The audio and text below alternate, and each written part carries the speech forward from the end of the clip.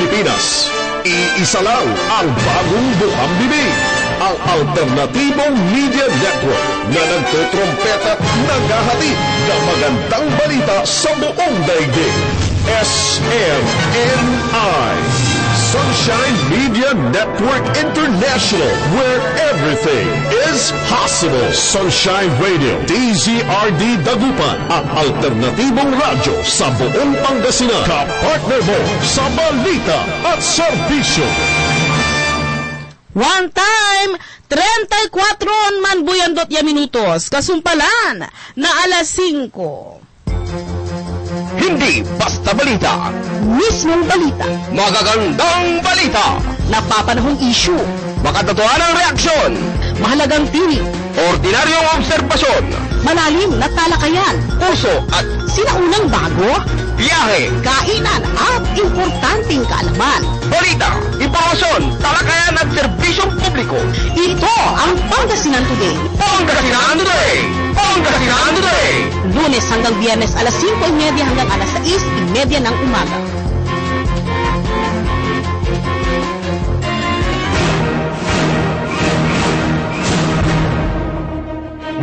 Huwag balita ng DZRD Sunshine Media Network. Ito ang pinakamahalagang pangyayari sa lalawigan ng Pangasinan. Ito ang Pangasinan Today! Lunes hanggang Biyernes alas 5:30 hanggang alas 6:30 ng umaga. Pangasinan Today! Pangasinan Today! Pangasinan Today!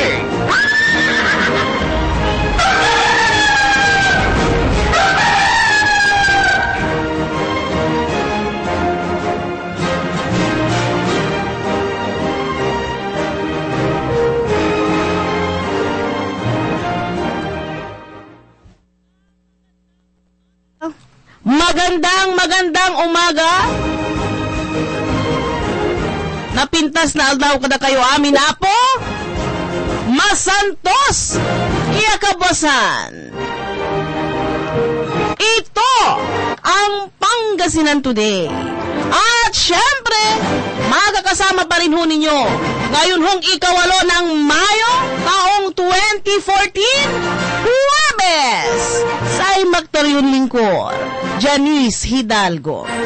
Nakaibak, technical side, Engineer Rosito Bautista.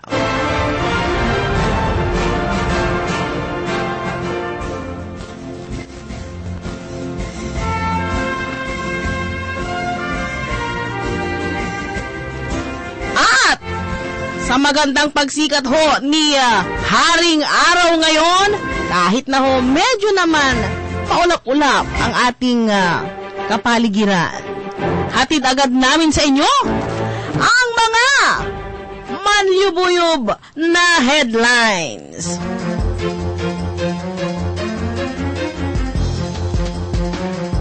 Samahang industriya ng mga magsasaka umapila kay Secretary Francis Kiko Pangilinan. Oxygen level ng mga ilog at karagatan ng Pangasinan nananatiling normal. El Niño, pinaghahandaan na ng mga magsasaka sa lalawigan ng Pangasinan. At ano pa nga ba ang mga natitirang kaganapan sa ika-6 na Boy Scout of the Philippines National Venture Camp? Balikan ang buong detalye sa pagbabalik ng Pangasinan Today. Hindi basta balita. Mismong balita. Magagandang balita. Napapanahong issue. Makatotohanang reaksyon. Mahalagang tinig. Ordinaryong obserbasyon. Malalim na talakayan. Puso at sinaunang bago. biyahe. Kainan at importanteng kaalaman. Balita, impormasyon, talakayan at serbisyong publiko. Ito ang Pangasinan Today. Pangasinan Today! Pangasinan Today! Lunes hanggang Biyernes alas 5:30 hanggang alas 6:30 ng umaga. Sunshine Media Network International, an alternative and revolutionary Filipino global and multimedia network, reaching the new world where everything is possible. Panganganak sa bahay? Hindi na uso yan! Sagot ng PhilHealth ang inyong panganganak. Kaya naman, inay, huwag ilagay sa panganib ang buhay ninyong mag-ina. Magtungo sa pinakamalapit na paanakan o maternity care provider sa inyong lugar. Tiyak ang dekalidad na serbisyo sa mga PhilHealth engaged na providers. May pre- at postnatal care pa. Tumawag sa 515-3333.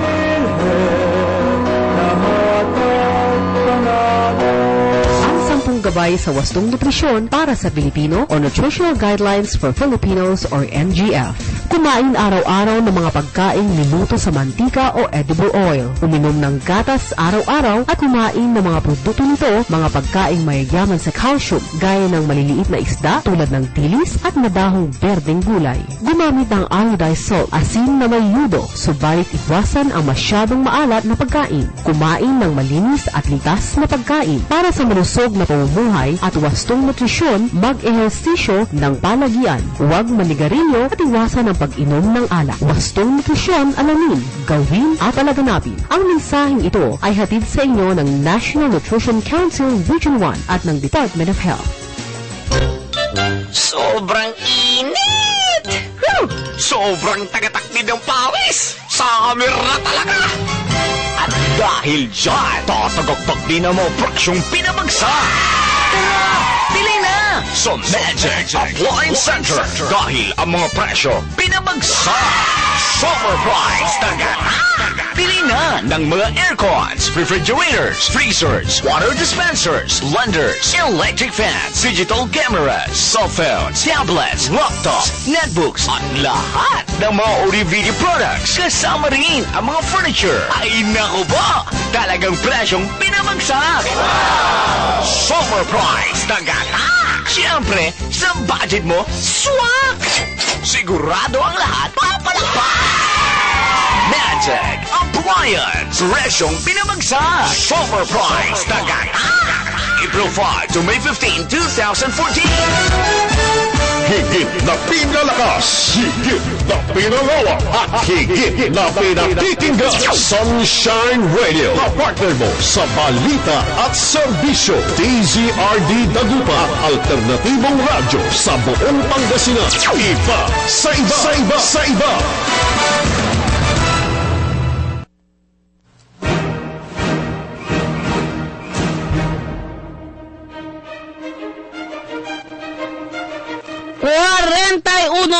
Manbuyandot ya minutos. Kasumpalan na alas 5. Kaiba yun sayon bukta, sayon magturyon lingkor. Janice Hidalgo.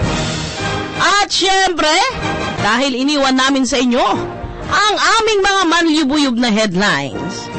Ngayon naman, ang aming mga detalye sa aming mga manlubuyub na balita.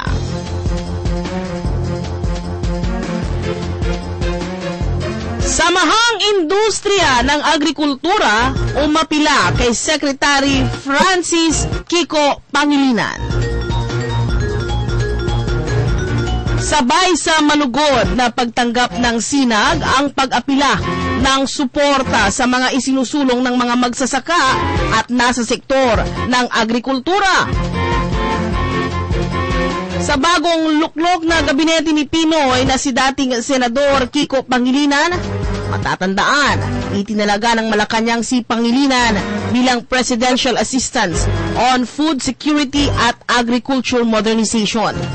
Kaya naman, buo ang paniwala ng grupo na malaki ang maitutulong ni Pangilinan sa reforma ng mga programang may kinalaman sa Food Self-Sufficiency Program ng Department of Agriculture at laban sa smuggling ng Bureau of Customs at ang makapilipinong pagsusulong sa mga batas sa ika-6 na Kongreso. Ayon kay Rosendo So ng Sinag na nakabase sa lalawigan ng Pangasinan o Samahang Industriya ng Agrikultura, Samahan ito ng mga magsasaka at lahat ng mga nasa sektor ng agrikultura, kabilang rito ang mga dealers ng abono. Marami na raw ang mga magsasaka ng palay ang kasalukuyang nabibinipisyuhan ng kasalukuyang makatarungang presyo ng palay sa farm gate. Katunayan, aniya, kahit na sa kataasan o harvest season, ang mga lokal na magsasaka ay nakapagbenta pa ng kanilang mga palay and milled rice ng 22.50 pesos hanggang 24 pesos per kilo. Ito'y sa kabila ng napakaraming mga rice o smuggled rice ang pumasok sa ating bansa. At sa kataasan naman ang dami ng bilang ng mga smuggled rice na ibenta lamang ang kanilang mga palay sa presyong 17 hanggang 18 piso kada kilo. Kaya naman, hiling ng grupo ang pagsuporta sa lokal na tanim ng bigas o palay sa ating bansa at pag-promote sa mga lokal o local farmers. Yan ang hiling nila kay Secretary Francis Kiko Pangilinan.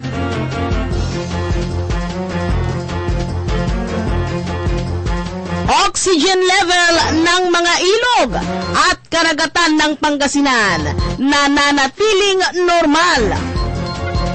Matapos ang isinagawang water test ng Bureau of Fisheries and Aquatic Resources, kinumpirma na hindi pa bumababa ang level ng supply ng oxygen sa mga ilog at karagatan sa ating lalawigan. Ayon mismo kay Bureau of Fisheries Director Wesley Rosario, normal ang level ng oxygen kaya naman walang dapat ikabahala ang mga nasa bangus industry sa lalawigan, lalo na ang mga nasa western bahagi ng lalawigan at maging ang mga ilog sa lungsod ng Dagupan. Ayon kay Rosario, mahalaga na madetermina kung bumaba ang level ng oxygen sa tubig na nabanggit upang kung sakaling may pagbabago nitong panahon ng tag-init at siya naman ding pag-init ng temperatura ng mga tubig upang namang makapag-adjust agad at maiwasan ang pagkakaroon ng fish kill. Importante na malaman agad natin ang level ng oxygen sa tubig. Sakaling bumababa nga ang level ng oxygen, kailangan na i-harvest o magbawas ng laman ng mga isda sa mga palaisdaan. Dagdag naman ng BFAR o Bureau of Fisheries and Aquatic Resources na maaaring magbago kahit anong oras ang level ng oxygen. Kaya raw ang madalas na monitoring ang higit na kailangan ngayon. El Nino, pinaghahandaan na ng mga magsasaka sa lalawigan ng Pangasinan. Pinaghahandaan na ng mga magsasaka at ng mga samahan ng magsasaka katulad ng Farmers Irrigators Association ang magiging epekto ng tagtuyot o El Nino phenomenon na tatama sa bansa ngayong taon. Ayon kay Anong Manalo, presidente ng Farmers Irrigators Association, nakahanda silang tulungan ang mga magsasaka sakaling dumating sa probinsya ang El Nino. Sa kasalukuyan, sapat umano ang supply ng patubig mula sa San Roque Dam. Marami ng umanong magsasaka ang nakapagtanim ngayon. Nakapagtanim na rin ang mga magsasaka sa mga bayan ng Santa Barbara, Malasiki, Mangaldan na dati ay nakararanas ng tagtuyot. Una nang napaulat na mararanasan ang El Nino phenomenon sa bansa sa pagpasok ng buwan ng Hunyo na tatagal hanggang sa katapusan ng taon. At ano pa nga ba ang mga natitirang kaganapan sa ika-6 na Boy Scout of the Philippines National Venture Camp?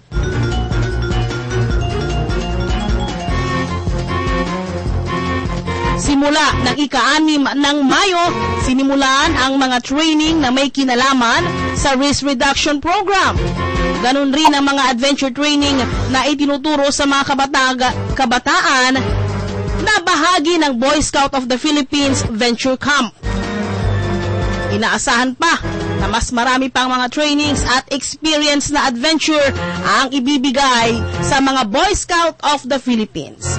Samantala, inaasahan namang bukas sa pagsasara ng naturang okasyon ang pagdating ni Vice President Jejo Marbinay sa may beachfront sa Lingayen, Pangasinan.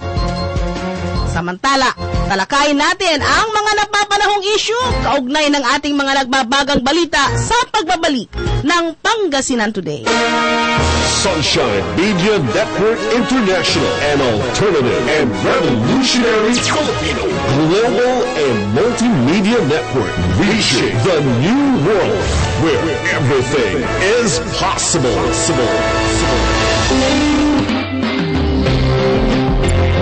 Mas mahal ba ba ang panahon mo sa pag-surf sa internet?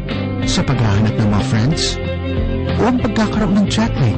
Mahilig ka bang manood ng YouTube? At madalas kaunti na lang ang tulog mo sa paglalaro ng games sa iyong computer? Maaring sanhi na ito ng cyber addiction. Kabataan, ikaw ang sagot sa bago mong mundong ginagalawan. Kaya't maging responsable, kumilos, at alamin kung ano ang tama at makabubuti sa iyong kinabukasan. Ang mensaheng ito ay hatid sa inyo, Mabibing Mayor Carlitos Reyes. Tunghayan at damhin ang kakaibang saya na dulot ng mayamang kalikasan sa kanlurang bahagi ng Pangasinan. Primero Distrito. Tahanan ng pambihirang yaman at biyaya ng kalikasan. Ang 100 Islands ng Alaminos, waterfalls at white beaches ng Bulinaw, Kakupangan Cave sa Mabini, Umbrella Rocks ng Agno, Kabungawan Beach sa Burgos, Surit Beach ng Bani, Tambomong Beach ng Dasur, ang Cove of Sual, Tondor Beach ng Anda, Balque Island Beach Resort ng Infanta, at ang pinakalumang simbahan sa buong Luzon na matatagpuan sa Bulinaw. Mga magagandang tanawin, masasarap na pagkain at mainit na pagtanggap na dito lamang mararanasan sa Primero Distrito. Primero Distrito. Kakaibang karanasan, kakaibang kasiyahan. Halina sa Primero Distrito at maging primero sa aming puso. Isang paanyaya mula kay Congressman Jesus Boyeng Celeste.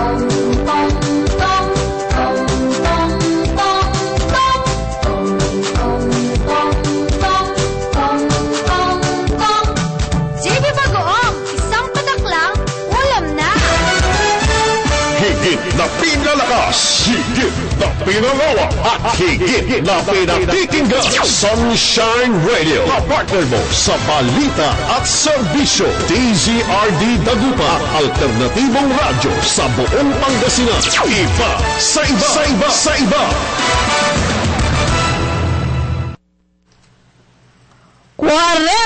52 na mambuyandot ya minutos. Kasumpalan na alas 5. Eto na, yung ating mga farmer sector. Ayan. Uy tuwang-tuwa din sila. Masaya rin sila at naniniwala sila na merong maitutulong sa kanila yung pagkaka-appoint ni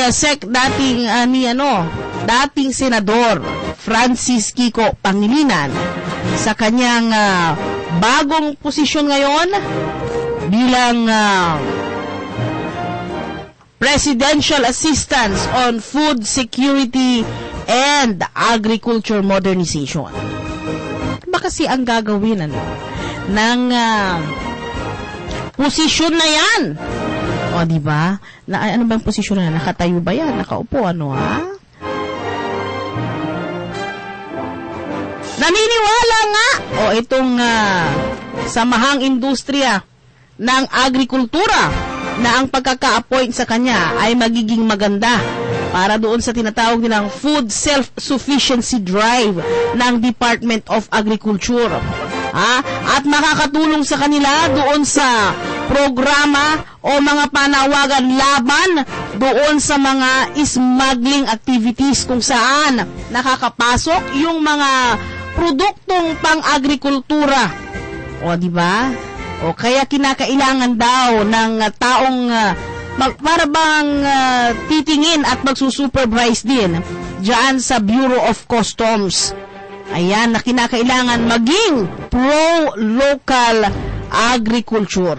At syempre, doon sa mga magtutulak sa mga batas na ipapasa ng 16th Congress, o diba, na maisama sa mga agenda ng Senate Agriculture Committee. Nananawagan dyan itong ating kababayan na si Engineer Rosendo So. Siya ho ang chairman ng Samahang Industriya ng Agrikultura. O, diba? 10 ho ng kanyang mga kasamahan. Umaasa sila na itong posisyon itong si dating Senador Kiko Pangilinan, o dun sa pagkakatalaho niya o pagkakatalaga niya sa bago niyang posisyon bilang bagong miyembro ng gabinete, magiging boses din ho siya para kay Solicitor General ng NFA na kung maaari, kung walang permit, walang rice importation. O yan. Sabi ho niya, ito hong panahon ng nagkaroon na ng maraming pag-harvest ang ating mga magsasaka, ay naibenta pa nila yung kanilang mga palay sa halagang 22.50 hanggang 24 pesos.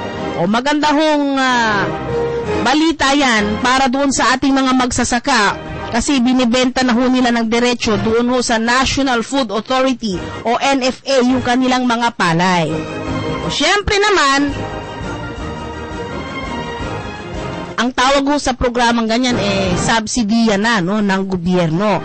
Kahit na medyo mataas yun hong pagbili ng National Food Authority sa presyo ho ng mga palay sa farm gate pa lang, sa presyong nabanggit 22.50 hanggang 24 pesos.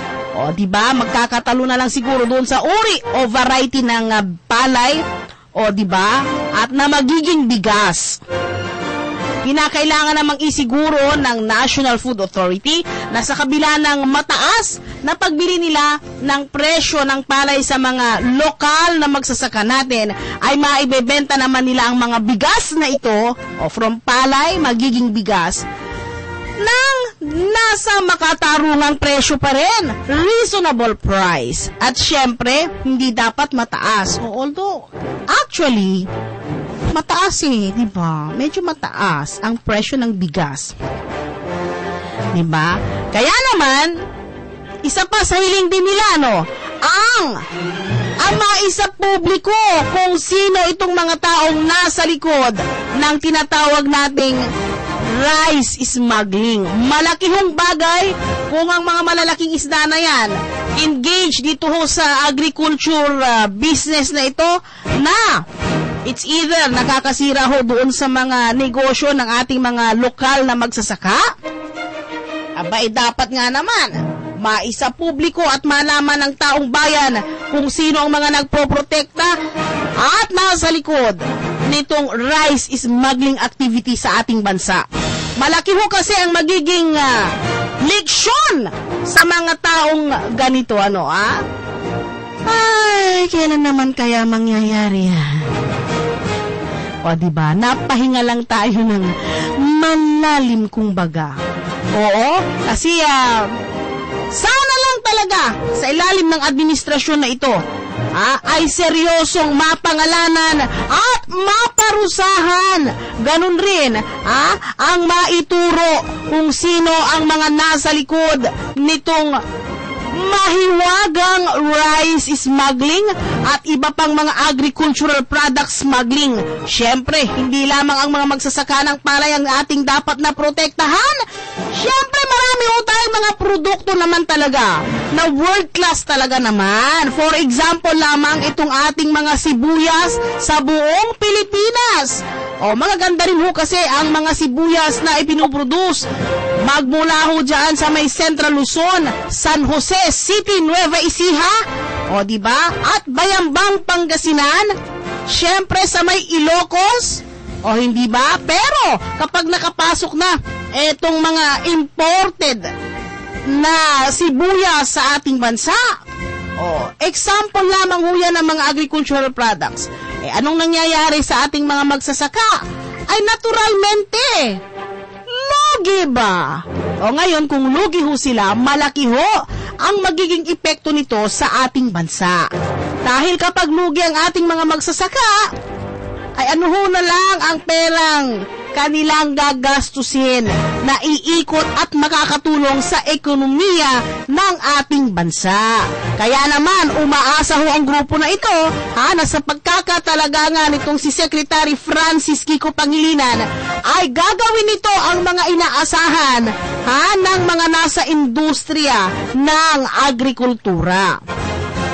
Ayan. Oy, pinag-uusapan pa rin ang usaping agrikultura. Siyempre, dahil itong ating mga magsasaka, naghahanda na sila. O handa na sila dito sa tinatawag nating El Nino phenomenon. Ano nga ba itong El Nino phenomenon na ito? Tagtuyot na tinatawag. Hindi ho ito yung ordinaryong tagtuyot.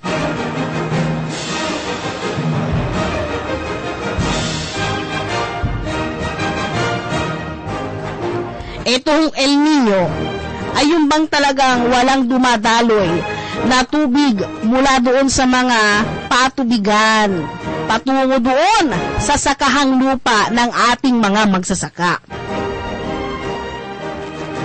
O diba? Buti na lamang proactive ang lalawigan ng Pangasinan.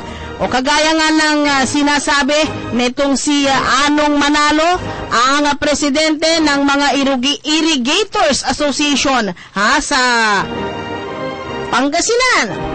O, di ba? Ayon sa kanya, nakahanda na sila na tulungan daw ang mga magsasaka sa irrigators, no? Kung wala nga ang tubig, di ba? Mababa ang tubig dyan sa mga dam o yung mga pinagkukunan pa nating water reservoir. O, diba? Paano na lang makakatulong din basta-basta? Kaya nga, kagaya ng nasabi ko, mabuti na lamang at proactive itong probinsya po ng Pangasinan. O bakit ko naman po nasabing proactive ang probinsya ng Pangasinan? Dito ho, sa El Nino ngayong 2014. O, diba? Kasi ho, taong 2010 pa lamang, etong probinsya ng Pangasinan, mahigit 400 yata ang naibigay, kulanging 500 na mga water pumps. O hindi ba? Simula ho ng panahon na yon, ay bumili ho ang probinsya ng Pangasinan sa ilalim ng panunungkulan ni Governor Amado Espino Jr. ng mga water pumps. Sila ho mismo ang nagbigay sa mga Irrigators Association ng Pangasinan bilang emergency assistance sa El Nino affected areas. Hanggang ngayon, itong mga gamit na ito, ang ginagamit para maasahan nitong ating mga magsasaka. O, diba? Initial ho niyang ibinigay ang 500 water pumps na binili ng provincial government para ho sa mga various o iba't ibang Irrigators Association sa Pangasinan upang maisalba ang kanilang mga pananim. Kaya nga, totoo yan, kung sakaling dumating ang El Nino sa ating lalawigan ng Pangasinan, totoo na nakahanda ang ating mga magsasaka. O, diba? 2010 pa yon, sinimulan na ho ng probinsya ng Pangasinan, itong pamimigay kaagad ng mga water pumps. O, diba? Para sa Region 1 Federation of Irrigators Association. O, diba? Imagine mo yan. 2014 na ngayon at habang naghahanda itong ating mga magsasaka. Ha? Sa tinatawag nilang tagtuyot, nakahanda na nga kasi meron tayong mga gagamitin. So, ibig sabihin ho, baka pagbobomba. Hindi ho ito yung bomba na gustong-gusto ng mga kalalaki. Baka pagbomba ng tubig para maisupply sa ating mga sakahing lupa.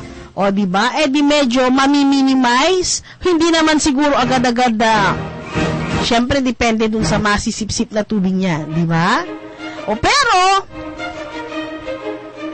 hindi magiging ganun kalaki o kalawak ang epekto ng ating aasahang El Nino sa buwan o sa darating na buwan ng Hunyo. O, diba? Samantala, ang 5 major dam sa Luzon naman na nasa mababang level na dahil na rin sa summer season. Ayon sa Philippine Atmospheric Geophysical and Astronomical Services Administration o PAG-ASA, medyo bumaba na talaga. Siyempre, mainit nga yung panahon. Although, may mga panahon na may kalat-kalat na pag-ulan. Ayan. Kaya naman, yung level ng tubig talagang bumababa. Pero, hindi pa naman daw umaabot doon sa tinatawag nilang critical level. O mabuti na lang at merong paunti-unting pag-ulan sa dapit hapon. O, diba? Kaya tingnan ninyo yung Ambuklaw Dam ay nai-record ang water level ng 749.21 meters at 749.48. So, naglalaro doon sa 0.21 yung dulo at 0.48. Depende kapag ka masyadong mainit ang panahon. Kapag ka medyo umulan din at nalagyan ng tubig yan, medyo tumataas-taas pa rin ng konti. Pero ang normal ho niyan ay 751.53 meters. So, ibig sabihin, medyo bumaba na yung level. Pero, wala pa naman doon sa critical stage. Samantala, yung Binga Dam naman ay nakapagtala ng 569.46 meters noong Martes at 569.52 noong Lunes. Mula ito doon sa normal na level niya na 573.4 meters. Samantala, hindi naman pa bumababa ng ganoon ang level ng tubig sa may San Roque Dam. Dahil nagtala ito ng 241.41 meters noong Martes at 241.67 noong Lunes. Ang average naman hunyan kasi ay 244.67 meters. Ang Pantabagan Dam, na merong 199.60 meters, dapat ang regular at normal na level ng tubig nito. Nagtala na ho ito ng 191.02. Muli ho, sinasabi ho nila na bagamat bumaba, ay hindi pa naman bumababa sa critical na level. Diba? Kaya naman, kahit hindi pa umaabot yung buwan ng Hunyo na tinatawag ho nilang El Nino phenomenon, medyo bumababa na yung level ng tubig dito sa mga magsusupply ng tubig sa ating mga sakahing lupa. Pero although bumaba, wala pa sa critical na level. So, medyo okay pa yan. Ang Magat Dam naman ay nakapagtala ng 174.10 meters noong Lunes at 174.08 noong Martes. Mas mababa ho ito ng ilang metro kumpara sa normal na level nito na 179.82 meters. Yan So, lahat. Diba? Ibig ko nating sabihin dyan, nagko-coordinate lahat. Ang Angat Dam Angat Dam, syempre. Baka naman kasi Pangasinan ang pagkakabasa Angat Dam, awa. Ang Angat Dam ho sa may Norsagaray, Bulacan. Aba, hindi pa ho bumababa ang level ng tubig nito. Ito'y sa kabila ng summertime. O hanggang anong alas 6 ho ng gabi nung Martes, ang Angat Dam na nagsusupply ng 97% ng drinking water ng Kamaynilaan ho ay nasa 206.9 meters. O, diba? Sobra yung tubig niya kumpara sa normal na level na tubig nito ng 190.13 meters. Ayan. Aba, ibig sabihin, sapat. Aba, o mga legal wife, sapat ang supply ng tubig. O kaya nga ho, kasi nga 97% ng tubig ho dyan sa may Angat Dam ang sinusupply sa Kamaynilaan bilang inuming tubig. O, diba? Akala naman ng mga legal wife katsukaran natin kung ano na yung supply na yan. O, diba? O, kaya naman, hindi mag-aalala itong ating mga magsasaka na maaapektuhan siguro ng ganon kataas na epekto.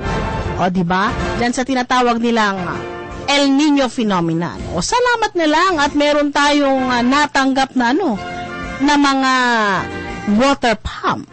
O, diba? Eh, kasi kung wala yan, medyo hindi tayo handa para dyan sa phenomenon na yan. O, diba? So, makakatulong din ito. Pagkatapos, ito nga ang pagkakatalaga ng bagong cabinet member na ito. O, diba? Puro sa mga magsasaka natin lahat. O, samantala, yung ating namang mga aquaculture sector, isa sa kanilang inaabangan ngayon, yung pong tinatawag nilang baka magkaroon ng fish kill.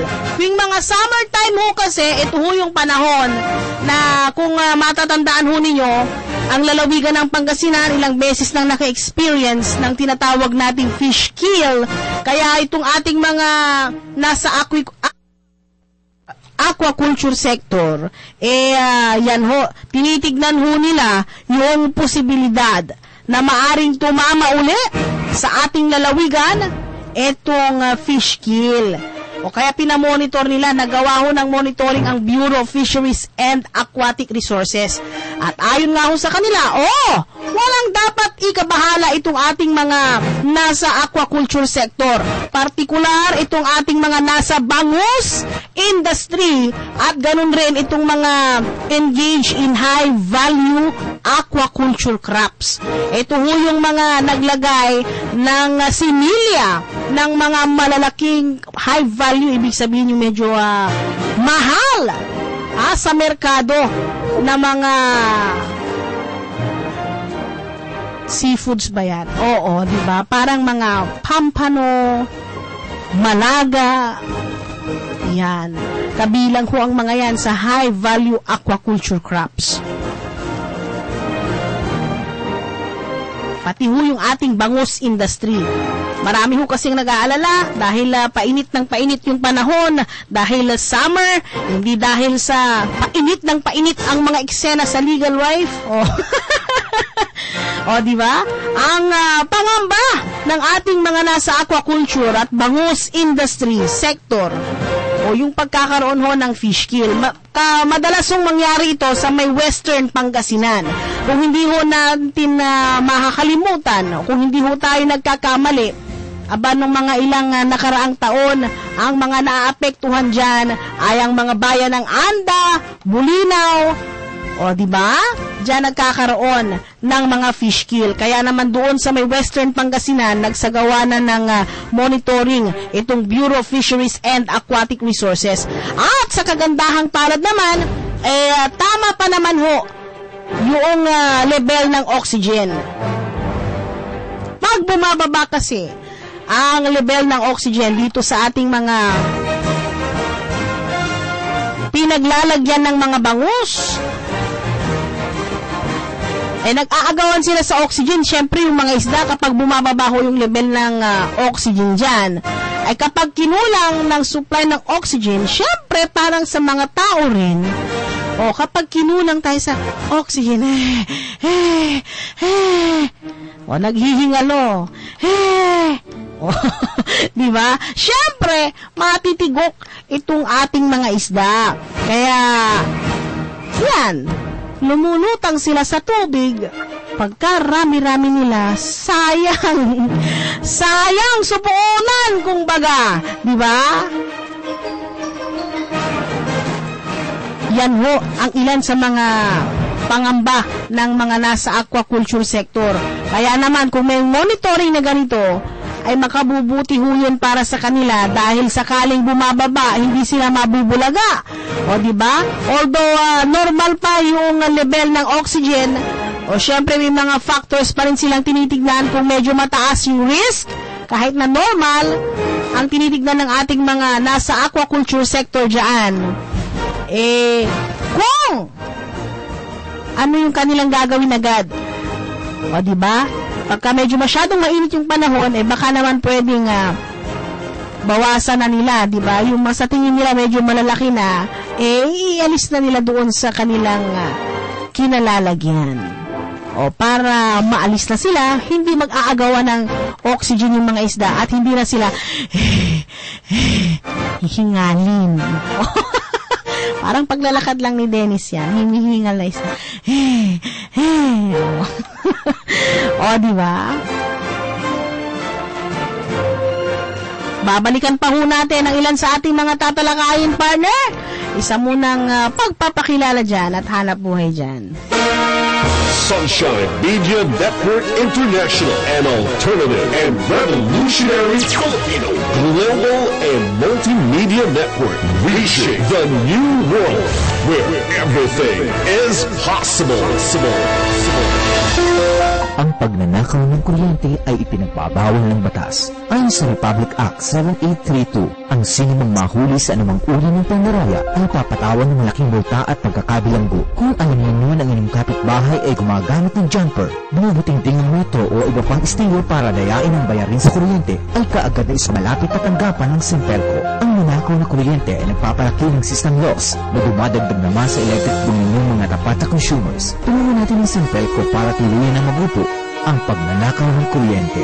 Para sa anumang impormasyon na nais ninyong malaman sa Sintelco o kaya hinaing o solusyon, tumawag lamang sa 532-2222. Tandaan, ang Sintelco ay pag-aaral natin kaya't laging ipagmalasakit ang sariling atin. The World Food Expo Northern Luzon in Baguio is now on its 4th year. From May 22 to 24, 2014, WOFEX Northern Luzon comes back even bigger at the Baguio Country Club. Visit the best food expo in the region. Also visit US Fine Food Show co-located with WOFEX, Source, Network, and learn only from the best. Visit www.pepgroup.com for more info. WOFEX Northern Luzon. Don't dare miss it. Higit na pinalakas, higit na pinalawak, at higit na pinakikinggan. Sunshine Radio, kapartner mo sa balita at serbisyo. DZRD Dagupa, ang alternatibong radyo sa buong Pangasinan. Iba sa iba, sa iba, sa iba.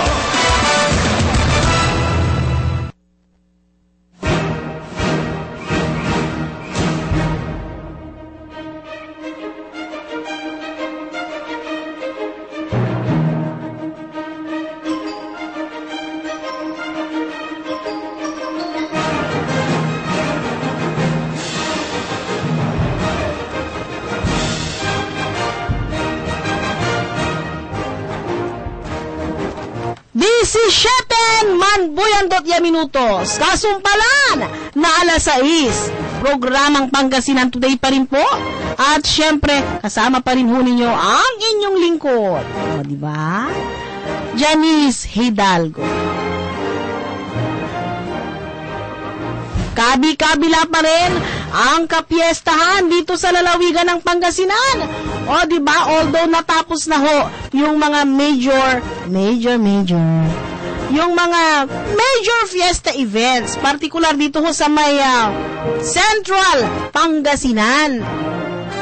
O ngayon, marami pa rin dyan sa may Western Pangasinan. At doon naman sa kabilang dulo, o kaya naman dyan, happy fiesta dyan sa inyo. O sa Burgos Town, naku, ang dami nga naman, kaliwat kanan. Happy fiesta uli, dyan ho sa may bayan ng Kalasyaw, Pangasinan. Marami sa ating mga kababayan, o may mga hangover pa naman talaga, dyan ho sa tinatawag nating fiesta-fiesta at party-party sa iba't ibang bayan ho dito sa lalawigan ng Pangasinan.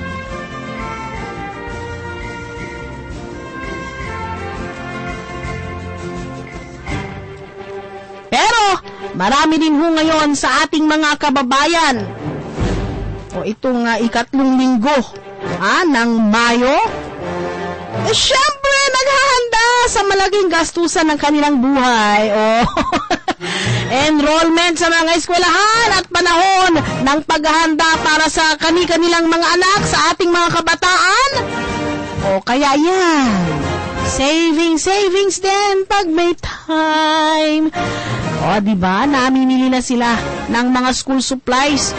Ayan, gaano nga ba naman ka-importante para sa ating mga kabataan na makumpleto yung kanilang mga school supplies?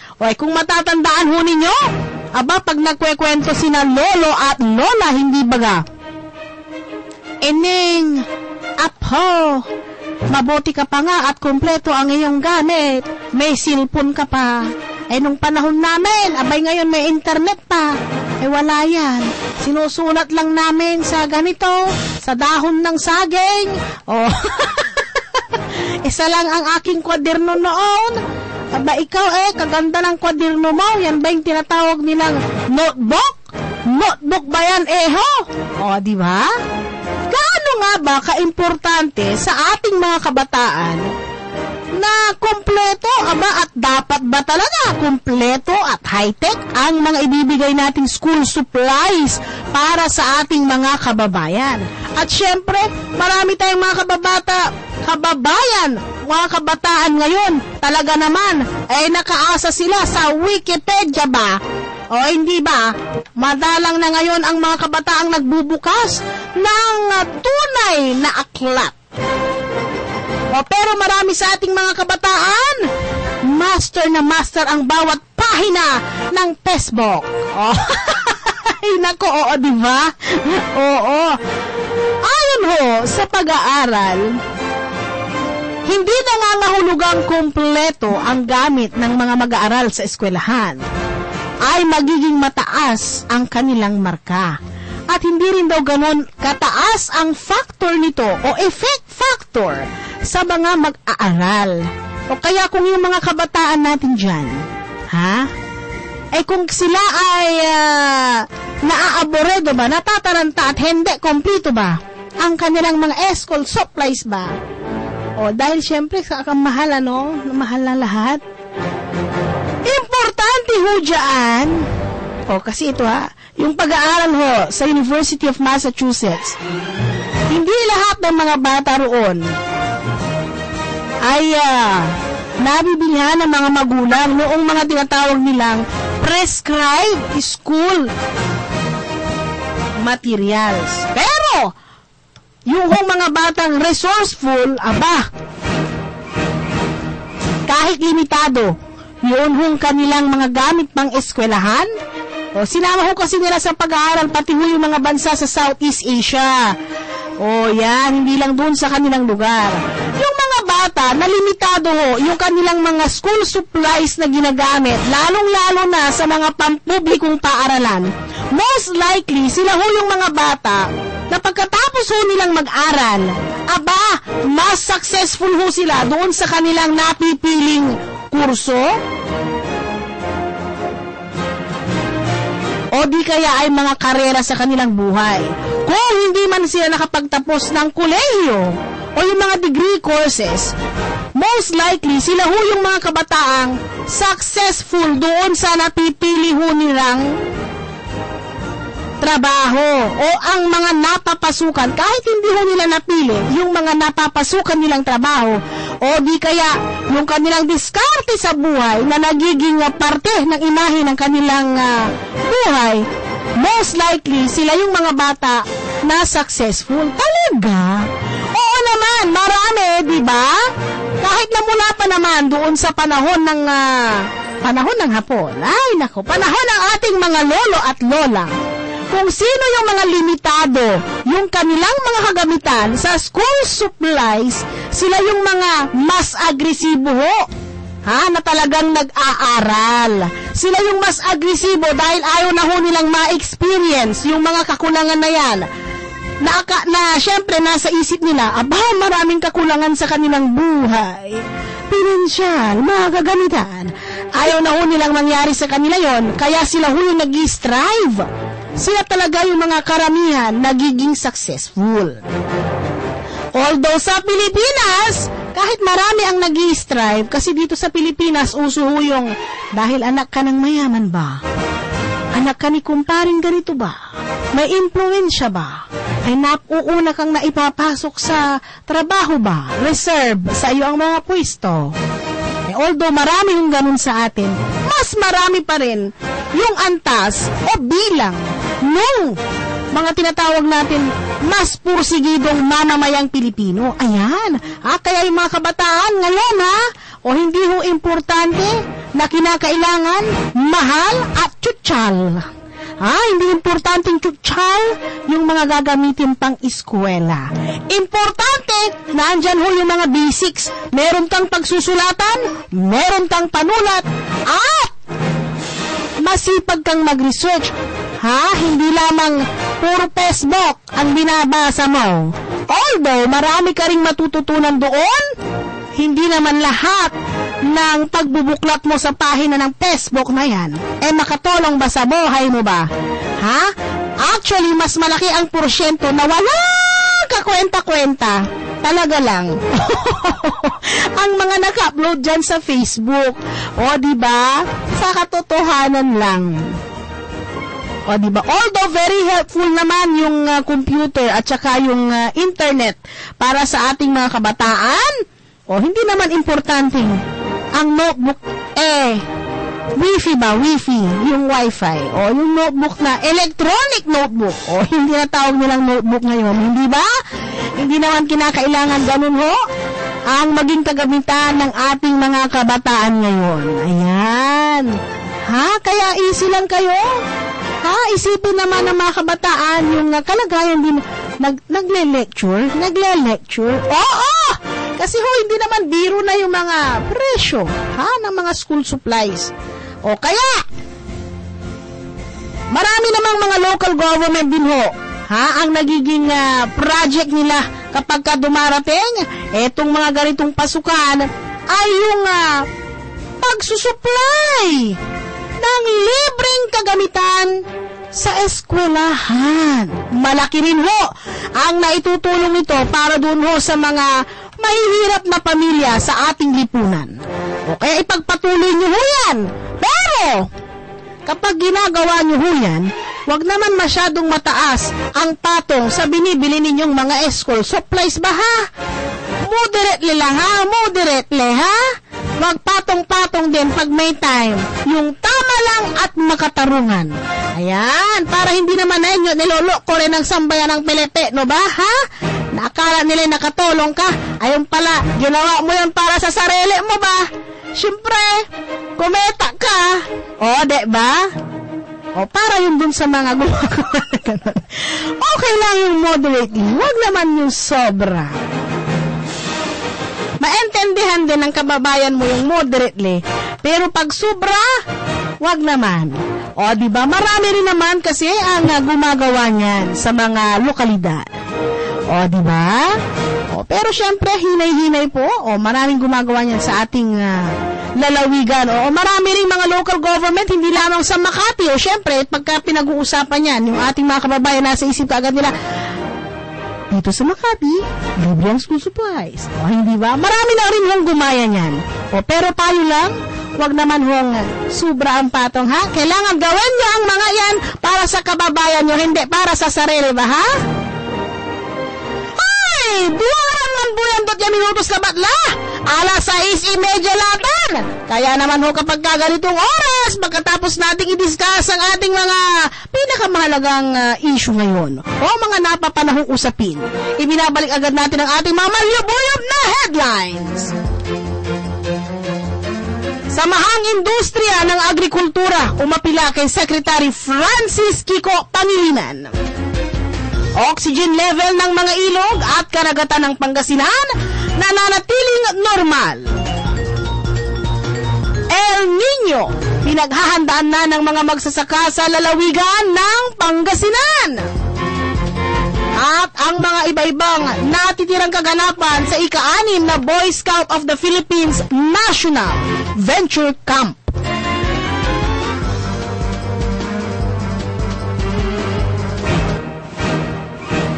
Kaya naman ho, kapag sumasapit na rin ang oras na ganito, muli ho inaanyayahan namin kayo bukas. Biyernes bukas. Thank God tomorrow is Friday. Samahan ho uli ninyo ako bukas, ha? At maraming salamat ho sa inyong walang sawang pakikinig sa ating programa. Pakibati naman po si Roland, ang pagbati mula ho kay Madam Sharon Ferrer. Happy birthday! O, happy birthday, ha? Magpadala ka dito ng iyong pa-birthday. O, o, diba? Happy birthday, Engineer Rosendo So? Okay! Magpapatanel sa ngalan ng aking naka-partner. O, diba? Sa aking partner sa technical side, Engineer Rosito Bautista. Magpapatanel rin si kayo namin sa Magtarion Mingkor, Janice Hidalgo. Hindi basta balita. Mismong balita. Magagandang balita. Napapanahong issue. Makatotohanang reaksyon. Mahalagang tinig. Ordinaryong obserbasyon. Malalim na talakayan. Puso at sinaunang bago. biyahe. Kainan at importanteng kaalaman. Balita, impormasyon, talakayan at serbisyong publiko. Ito ang Pangasinan Today. Pangasinan Today! Pangasinan Today! Lunes hanggang Biyernes alas 5:30 hanggang alas 6:30 ng umaga.